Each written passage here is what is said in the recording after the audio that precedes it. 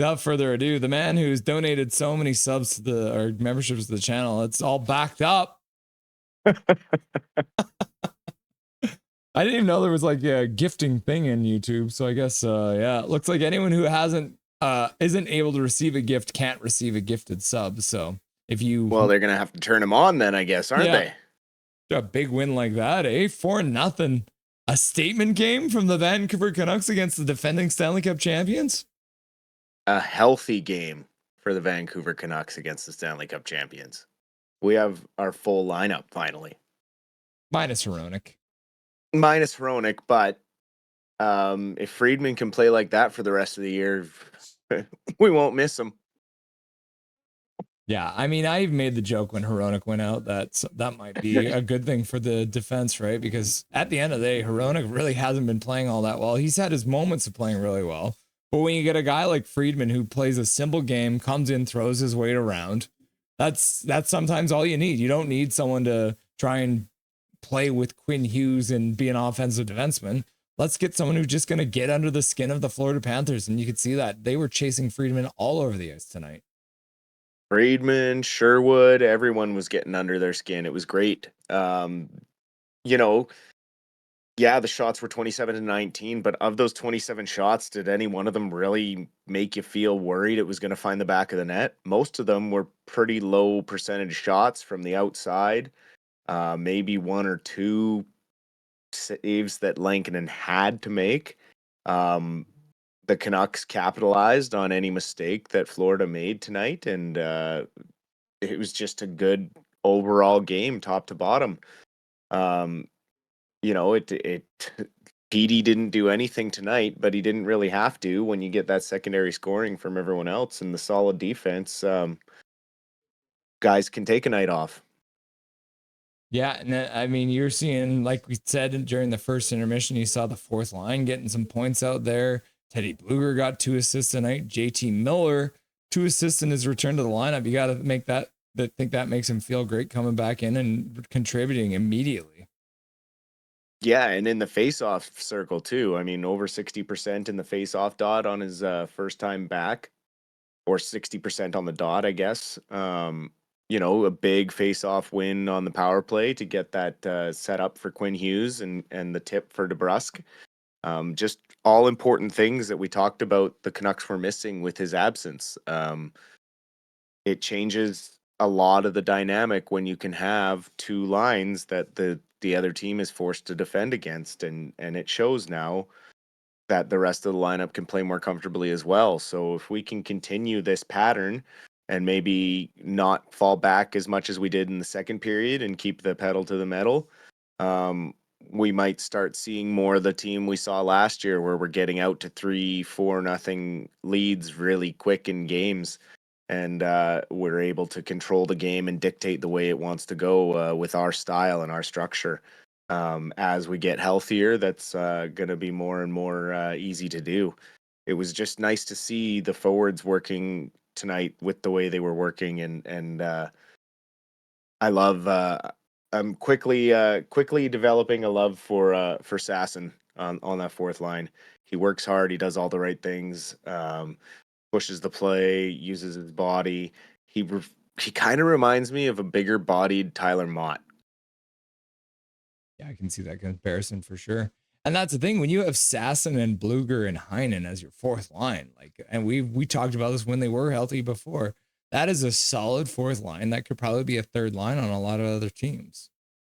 Absolutely, and Bluger and Suter are interchangeable from third line to fourth line center, right? They can go back and forth. Suter can play up and down the whole lineup, so can Bluger. You have so much versatility and depth now once everyone is back and healthy, and that's what we've been waiting for so long.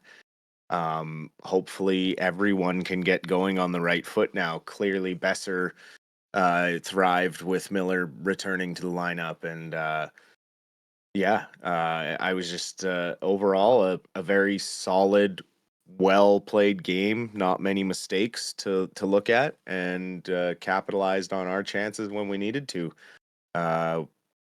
Played the body, blocked a lot of shots tonight, so sacrificing the body. causing a lot of turnovers. I think Florida had 19 giveaways tonight, Mm-hmm. which is very uncharacteristic for them. So that means we were forcing the play, pushing the play, making them make bad decisions with the puck. And so that's great to see against a tough opponent. Canucks finally get a power play when Quinn Hughes gets dumped on a trip, and they make him pay like immediately. 100% on Yeah, the power seven play tonight, seconds. right? Yep. And it all comes down to that face-off win. Having JT Miller back, you have more confidence that that face-off's going to be won the way you want it to be won, and away you go. You saw him every time he gets in the face-off dot. He tells the guy where to stand because he knows where he's going to win it or where he wants to win it, and Yep. that's a confidence we've been missing in the face-off circle. So it's very valuable to have him back in there. He looked really good. Doesn't look like he missed much and hasn't lost a step. So all I see are good things from here for him. I mean, even at the very beginning of that third period, you almost had that breakaway, and it was one of those times where you wish the ice was maybe a little bit more rough because the puck might have slowed down a bit more for him. But he Yep. managed to almost get it, and that, I mean, yeah, I think that's maybe the one thing you saw from his game, and that's something that happens to a lot of hockey guys is that just like really tight in play, the little bit of the hands takes a minute to get back, but at the end of the day, JT Miller 2 assists and ends up being the first star of the game, which is awesome to see. And in a game where Lankinen gets the shutout, he wouldn't even care. I'm sure he's happy to see JT Miller get that first star. For sure. And like I said, Lankinen got a shutout, but it didn't feel like he had to work hard for it tonight.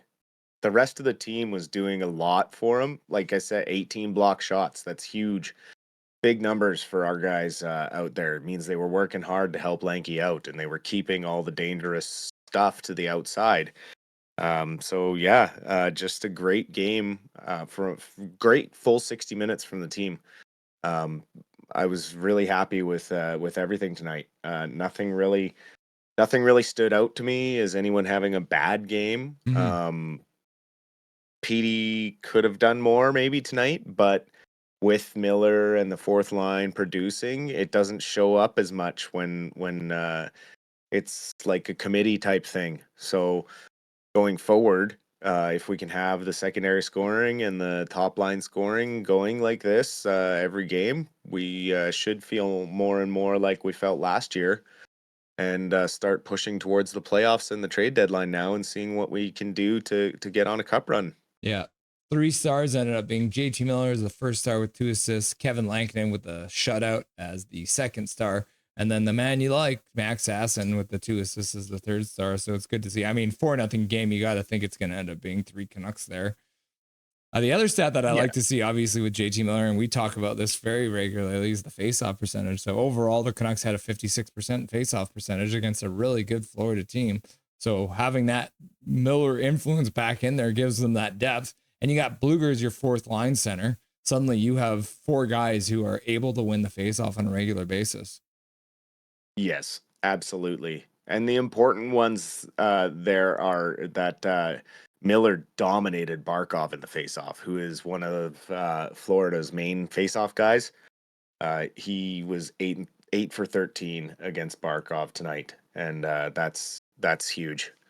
Well, and the other aspect we haven't even really touched on is, yeah, JT Miller got the 2 assists, but at the end of the day, he's the man who shut down Connor McDavid in the playoffs for a lot of that. And so when you have a guy like JT Miller, you can put out against Barkov. Not only does he win the faceoff, even if he doesn't win that faceoff, he ends up dominating him and keeping him at bay. And Barkov was held scoreless after, like I put in the stats that you want, but you don't really need. Barkov is the leading scorer for goals and assists against the Canucks for this Florida Panther team, and he didn't get a sniff tonight. Yep. No, exactly. That's what I mean. There was no dangerous moments. You have the leading scorer out there in Sam Reinhart, or one of the leading scorers, a super dangerous player. The dangerous power play didn't even really get any chances out there. So just good on the boys for playing a nice, solid, structured 60 minutes of hockey. We've been waiting, I think, all season to see something like that, and this is against a bona fide playoff ready team, the Stanley Cup champs. We've struggled against teams that are playoff teams. It's been a knock against the Canucks that yeah, they're getting victories and they're above 500, but when it comes to playoff teams, we're getting filled in. So to to beat Florida 4-0 and shut them out when they have so much firepower on offense is a huge accomplishment for these boys. And the one thing we did talk a little bit about, obviously, before tonight's game is Florida does have a rough time playing on the West Coast, but it's not like they just flew in. So do you think it was an advantage that they kind of been on the West Coast for a little bit, or do you think that maybe they're a little bit tired after being on the West Coast this whole time? Uh, I think you can pick and choose a million excuses for any loss. I think at the end of the day, these guys are athletes and they're professionals, and they have the best team nutritionists and doctors and people to schedule their sleep patterns and stuff like that.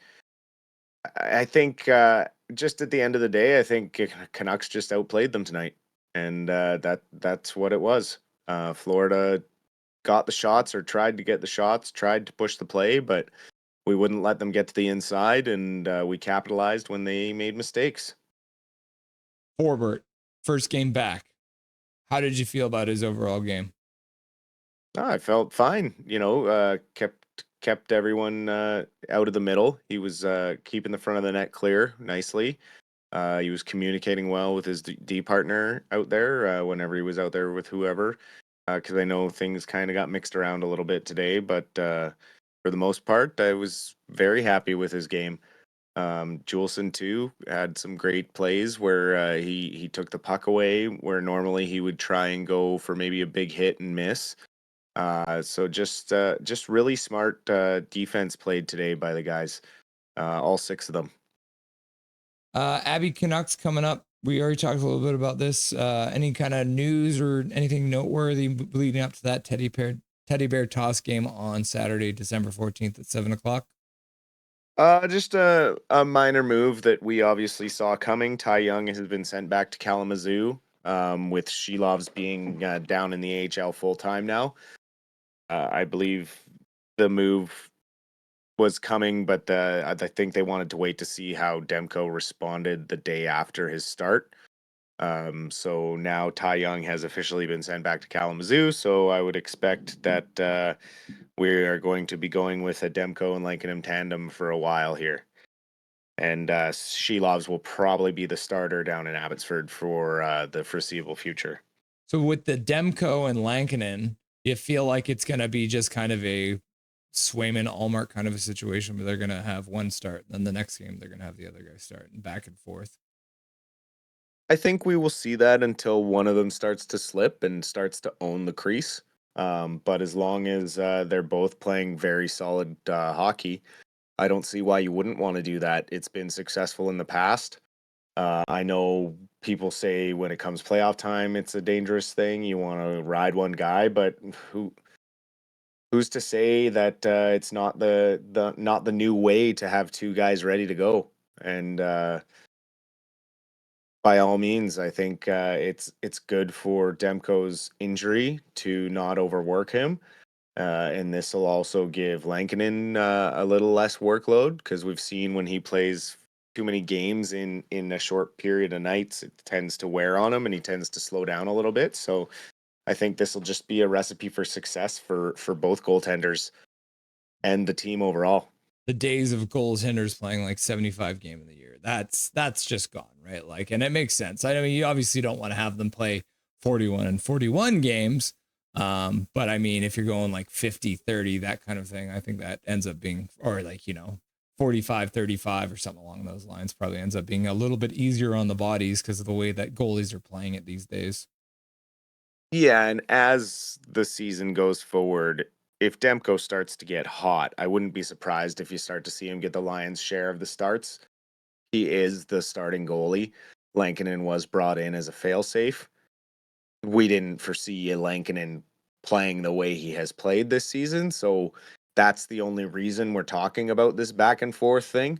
If Lankinen had floundered to start the year and we were running him and Shelovs and not really knowing what we were doing, Demko would have the net and be stuck there. Like he'd be starting, we wouldn't even be having this talk. So it's just a luxury that we got lucky with, and hopefully we can move forward. And it gives Demko time to get more comfortable and up to game speed, as if maybe doing like a training camp almost. And once we move into 2025 and forward, maybe Demko sees 2 starts to Lankinen's 1 start, and it's a 2-1 thing.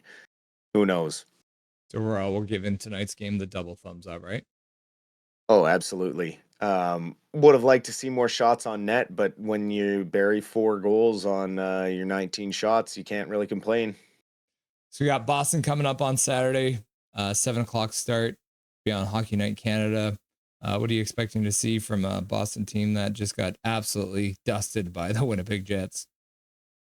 I'm not sure. They are struggling. They are working under their interim coach, Joe Sacco. I don't think he's the answer for them right now. Obviously, they let go of Jim Montgomery, who has a ridiculous winning record and is now helping the Blues get on a hot streak and rebuild what they've got going there. So realistically, you never know what you're going to get with Boston. They have the talent to beat you, but for some reason, they just can't seem to get the chemistry going this year. Should be an exciting game. Always fun when Boston's in town. I'm sure Rat Marchand will be doing his rat thing, and who knows what other kind of shenanigans will happen. But the Canucks now have a chance to sweep not only the Stanley Cup champions, but also the Boston Bruins after beating them 2-0 earlier in the season.